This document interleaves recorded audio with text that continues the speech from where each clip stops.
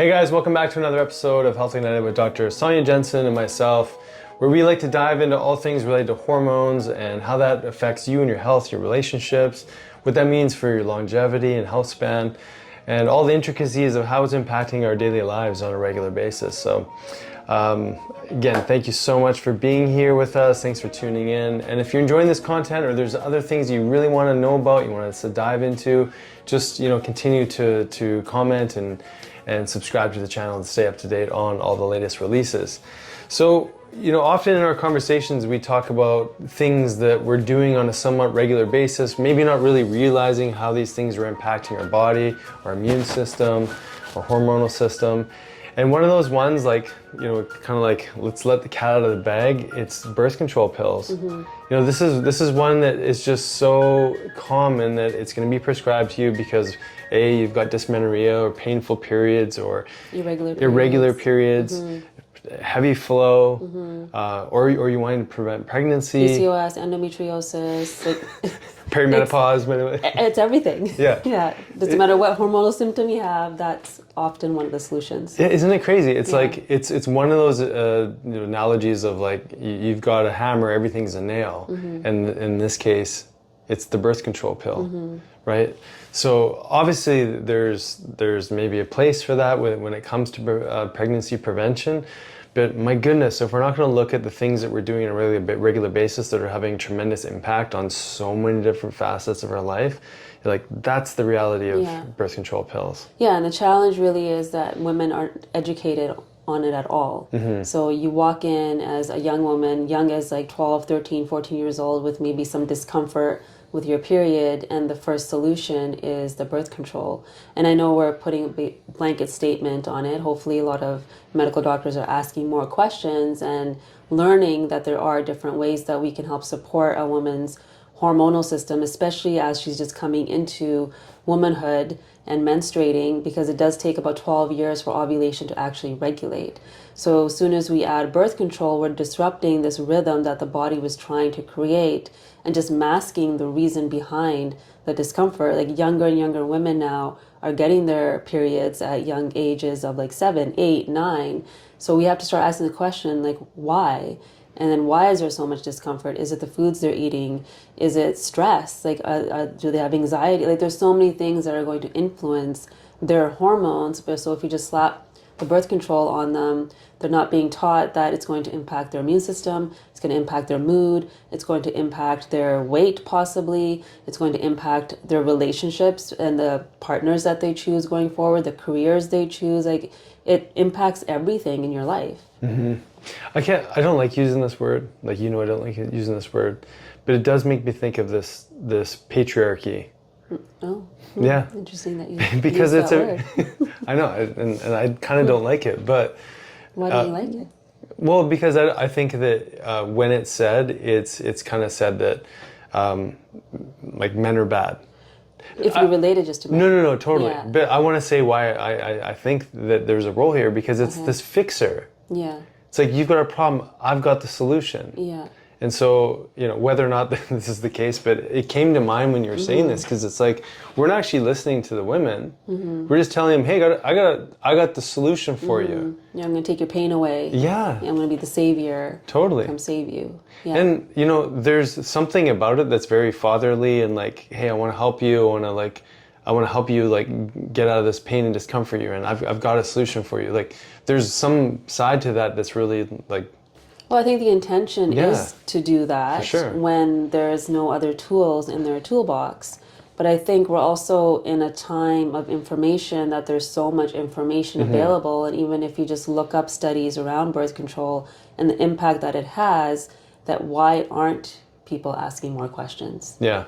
So I think it's the practitioner's job, the MDs, the OBs, the OBGYN, it's our jobs now to understand that there's more options, and it's our job to educate women so that they can make an informed choice. Yeah. When you're just showing them that this is the answer or else, you're going to suffer then of course they're going to take that, especially at a young age. You don't know anything else. Totally. And in this like sort of guise of like wanting to fix, wanting to help, you're missing out on a whole nother side of the conversation, which is side effects. You know, all the like deleterious impact that that's going to have just on you right now as a hormonal, physical woman being. And then there's the future self, which is also impacted by the choice of bringing these things into our lives. So, you know, we can talk about this from many different angles. We definitely want to talk about how it relates to just this time of year and immune health as well. But what are some common conversations maybe that you're having with women to at least open the door to you know, talking about the side effects or the impacts into life? Yeah, I think now most women know that it's impacting them in some way, especially if they've been on it for a couple of years, or they've had to change them often because one maybe changed their mood, or one they gained weight on another one, and they definitely are asking more questions than they were in the past. But often I'll first ask, what is the intention with the birth control? So is the intention to avoid getting pregnant? Then it's a very different conversation. Is the intention, oh, my periods weren't regular, they were heavy? Okay, now we can have a very different conversation around, okay, well, what's the reason why behind that? And educating them on the hormones and how they work and the things that will influence it. So it's empowering them to then make that decision. Okay, am I ready to come off of it?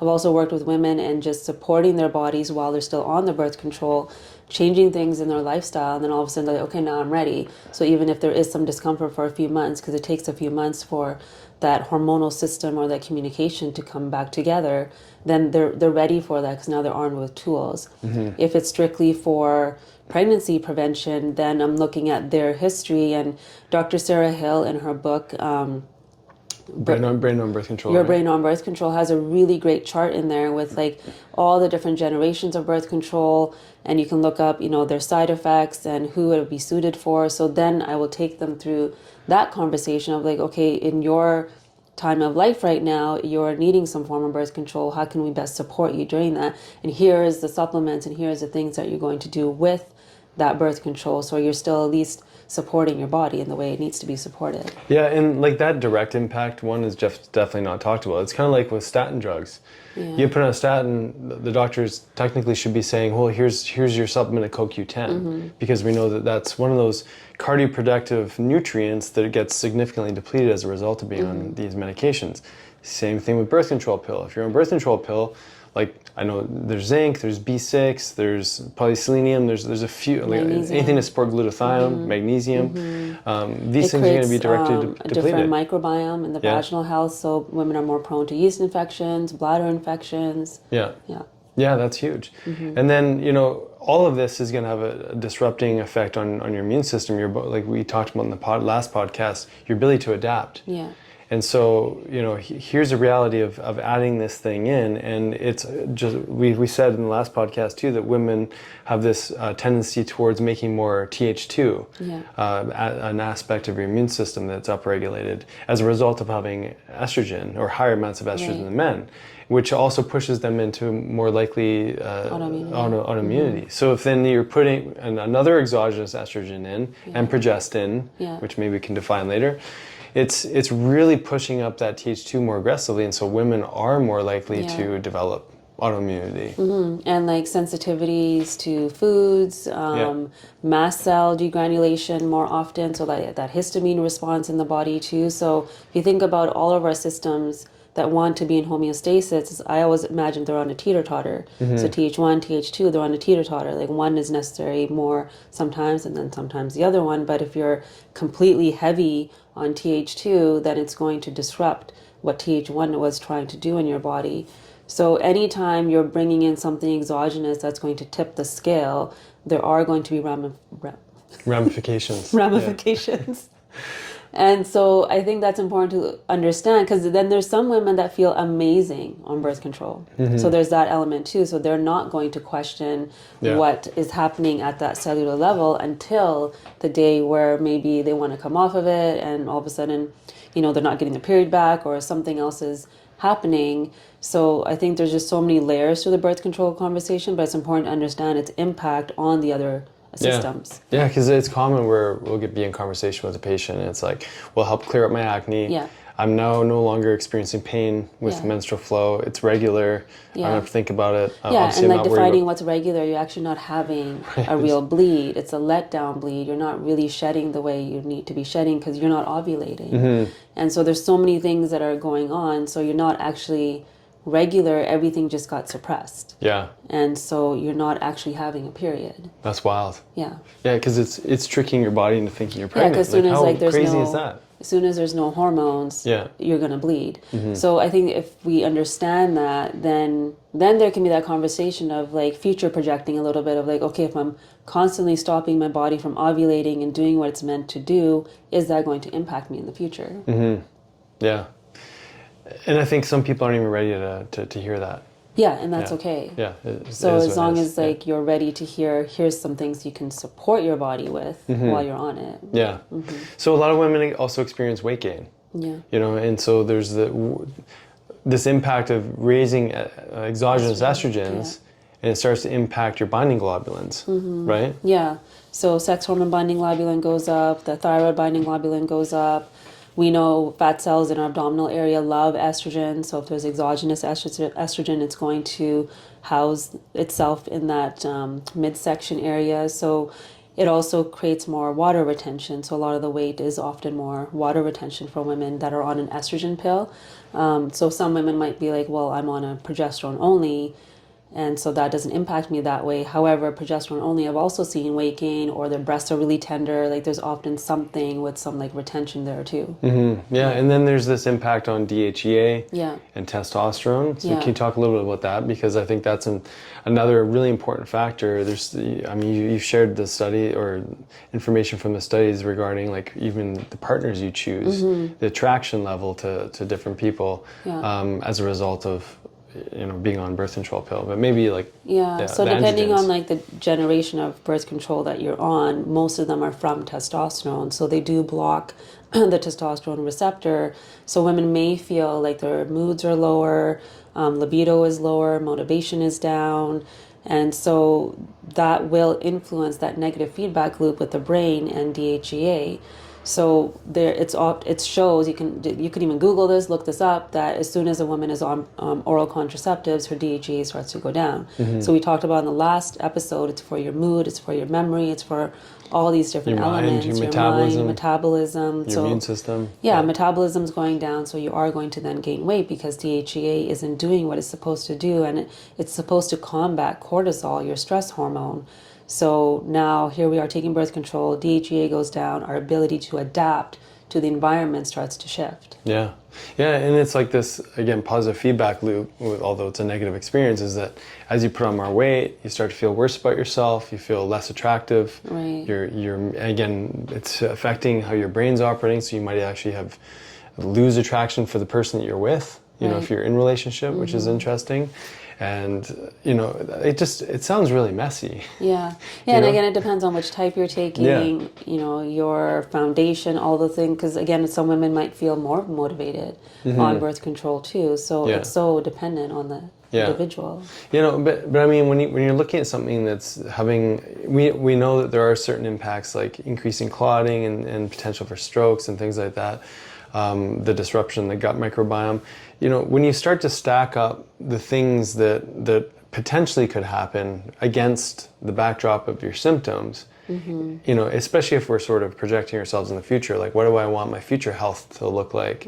You would think, or again, maybe this is the patriarchy coming out, but you would think that you would want to weigh those two options and go, wait a second, I'm solving, one little problem now to the detriment of all these other things that potentially could cause massive disruption. Right. It's really hard to see that future self, right? Yeah, and that's like a very general assumption that we're not doing that, or at a young age, if the sole purpose is to prevent pregnancy, like that's the only thing. Yeah. And if a teenager is sexually active, then the parents will probably want their teenage daughter to be on birth control to prevent that, because that too will have implications for her future as well. So I think there's just so many different. It's not a straightforward answer, is what you're saying. It never is. Yeah. No. But I'm glad you brought that up because it's in the name, birth control pill. Yeah. You know, and so that would be a major reason why a lot of women would be on the pill. You know, and again, so like saying this from the man's perspective, I know, you know, if I was a youth and, you know, in a situation where I was with a partner, and I would be terrified if my partner had early pregnancy. So imagine like thinking of that young woman, it's not just the pressure she feels from her family, but it'd also be from coming from the partner. Again, it's a similar conversation, or it's a very common conversation, is that, oh, my partner wants me to be on it.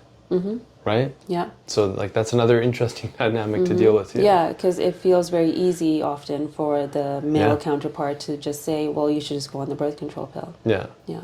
Yeah.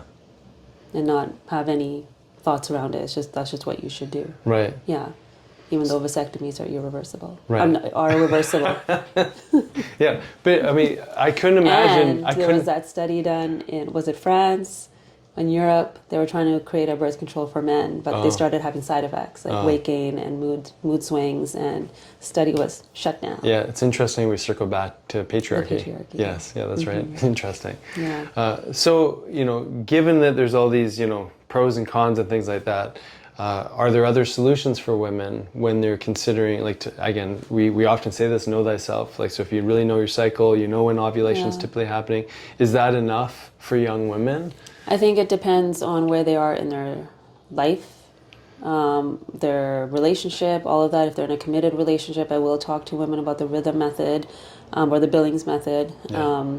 So we'll talk about like the cervical mucus, like understanding their cycle, knowing exactly when they're ovulating, so they have ovulation strips, and just really understanding their body so that they know. And then often they will also use condoms or other protection too if they're not yet ready to become parents. So it's really dependent on that. Some women or, you know, some parents will also talk to me about IUDs because often they'll, you know, young women will forget to take their pill and then not knowing if it's just as effective and all those things. So then we'll talk about different IUDs. There's a Kyleena that has, you know, less of the progesterone than the Mirena does. Then there's the copper IUD. So we just go over, okay, these are the implications of this particular one and what's going to be the best fit for that person. Yeah. So in general, like, would you encourage, or not encourage, obviously you're just here to offer information for women, but in general, would it be better metabolically or like, you know, health-wise internally to consider an IUD over a birth control? I don't think so. I feel like for ease, I'm not having to remember, yes. They say it's localized. It's not. It's going into your systemic system too when you're doing the hormonal one. The copper one, sometimes people do because they don't want the hormonal effect, but I've seen it actually create challenge in regards to like really heavy periods then, a lot of spotting. It's literally creating inflammation in your uterus, so we don't know like the long-term implication of that for that individual. Some women breeze through it and it's totally fine. So again, it just really depends. Like you don't know. Sometimes it's misplaced and like that creates pain. Again, gets fixed, but like there's so many different things that can show up that you can't predict. And it's tough. Like, I mean, I can't picture myself into a woman's body, but I wouldn't like the idea or the process of having to have an IUD inserted if I was a woman. And like that would be a heavy cost if I had really understood, you know, what happens to the liver and the deficiencies and the side effects of birth control pills. That would be a really, really difficult decision.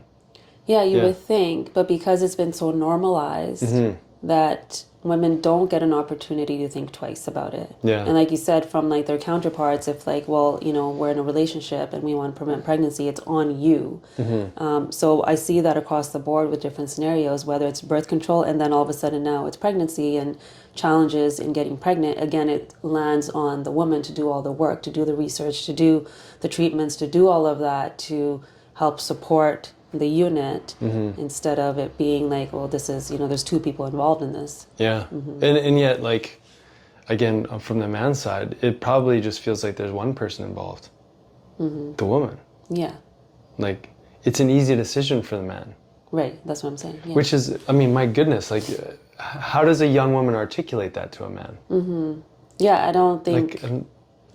Like, Like Yeah. at that age, like when the free, you've said this to me before, which is hilarious. The prefrontal cortex, your prefrontal cortex is not activating right now. You just said that a couple of days ago.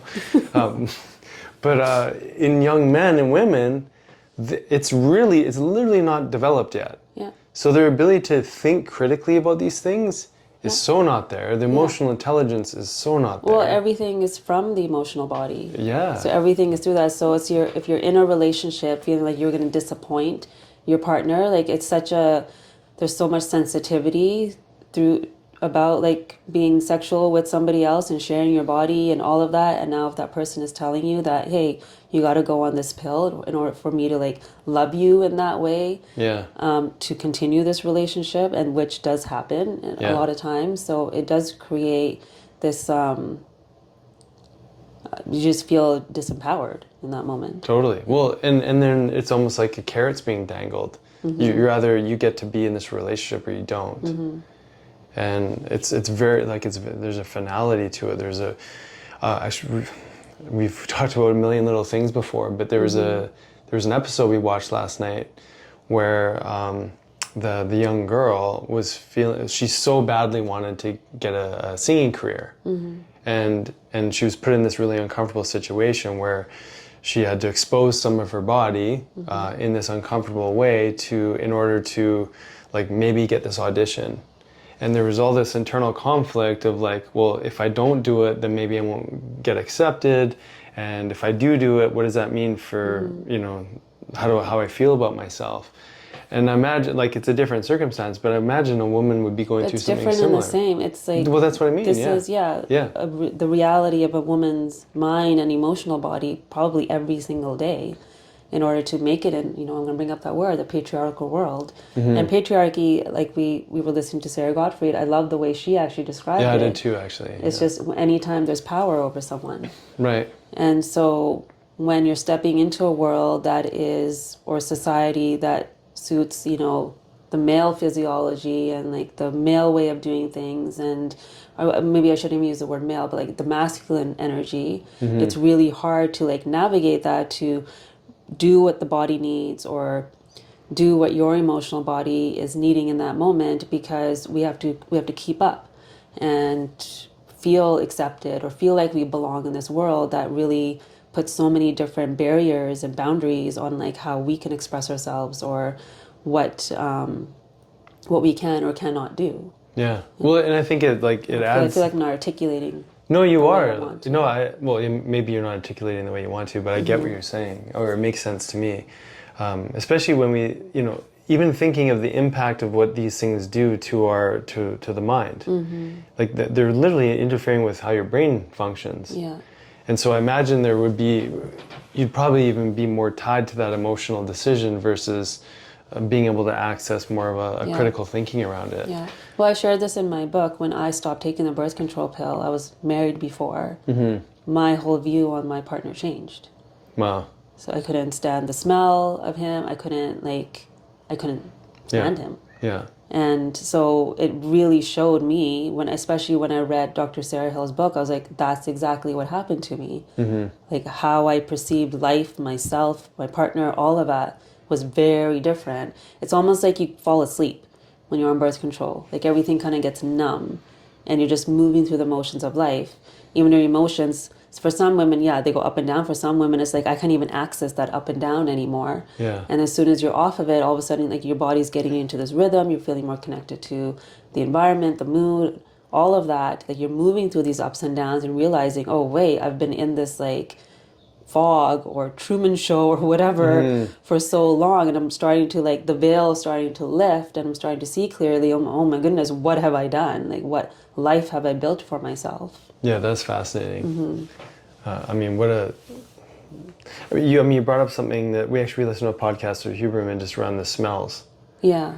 That's interesting because it seems like there's some information to show that the pheromones that you're attracted to when on birth control are different than when you're not. And that can play a significant role on attraction. I think like Huberman was like kind of blown away at like just how profound smell is. Yeah. And that being one of those things that really allows someone to feel connected and feel close. And it's no surprise that we can remember smells from childhood, and they can bring back such a strong emotion. So I think they were using the example, I don't know if you heard this part of the podcast, but they're using an example. Would you rather what was it? Be with someone that smells like trash, and like, like all garbage of those and things, poop, but they're like really attractive or whatever. Yeah, I did hear or that would you part. rather be with someone, kind of someone who wasn't physically attractive, but you couldn't get, you're almost infatuated with the smell of them. And it was like, well, obviously, how could you be around someone that you can't be in the same room because it stinks so bad? Yeah. Right. So, anyways, that was super interesting. Yeah, so many layers. Yeah. So we talked about, I didn't even know we were going to talk about patriarchy, but it's an interesting sort of theme to talk about in relation to the birth control pill. Because it's so connected to the element of control. Yeah. And what women have been feeling, that when it comes to science and when it comes to health and all of that, there aren't a lot of choices. And we have to often give up some of our choices to help navigate a relationship or whatever it might be. Yeah.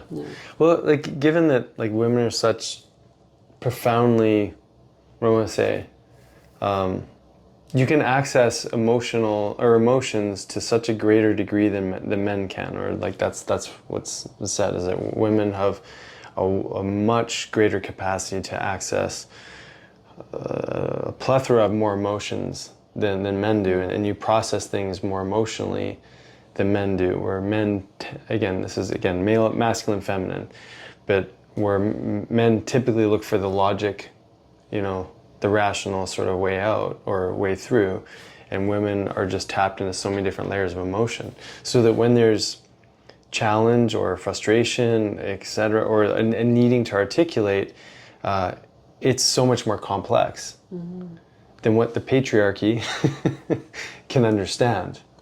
Right? And so, for young women out there that need to feel empowered in their bodies, is, and learning that at such a young age obviously is so important, to feel empowered, to feel like you can make a decision for yourself that's not dependent on what your partner is going to dictate towards you because of ease and convenience and whatnot. Like, what's the message to those women? I was thinking, okay, what would I tell my younger self at that time? I think the main thing would be you always have a choice. Even though in that moment it may not feel like it, if you can just pause and recognize the wisdom that your body actually holds, and recognize that everything happens for a reason, and it's your choice and your right to ask questions about your body, no matter who is sitting in front of you, whether it's somebody with a white coat or your partner or a parent or anyone. You have the right to choose and to ask questions so that you can understand what's going on. Yeah. And I think that as women learn that at a younger age, hopefully like that allows maybe men to just, wow, here's just an amazingly powerful woman here that's holding a tremendous amount of emotion that I can't fully grasp. How can I just be steady and listen and acknowledge? And I have not figured that out yet. You're getting there. Slowly but surely. Like, how many times have we got into like butt heads just because like I can't quite do that. Right. I can't just listen. Yeah, and I came from like being passive, letting things like that just slide, to now I just pick up my sword right away. Yeah. Yeah. Yeah, it's like it's a big, strong, sharp sword. Yeah. Yeah. But, like, again, I love how you shared that about young women. It's like you have this choice. You, like, even when it feels like you don't, you actually do have a choice, and you have a choice to step into your empowerment, your own sense of freedom. And if that person that you're with truly is meant to be with you, loves you, they need to learn that, like, by letting or giving space for you to be you, you get so much more of that person in your life. Yeah. and vice versa. And like then that creates room for more connection and conversation and all of that. So again, there's so many layers to, we're talking like young people that maybe aren't even like thinking beyond that moment or the passion or like, you know, just so in their emotional body. But I think if we could even catch them a little bit younger to help them understand that there's so much intelligence in your body, so that the cramping that you're feeling or the fact that your period's not regular or the discomfort you're feeling every single month, there's a reason behind it. And the more you understand that reason, the more you are in the driver's seat. So even if you choose to go on the birth control, you made that choice because it's right for you. And then that will increase your capacity to have that courage to speak up if someone is trying to tell you to change your belief or to shift something for your body. Yeah, that's good. And maybe like the last little note is try not to get into a relationship while on birth control pill. Yeah, Right? that's a whole other...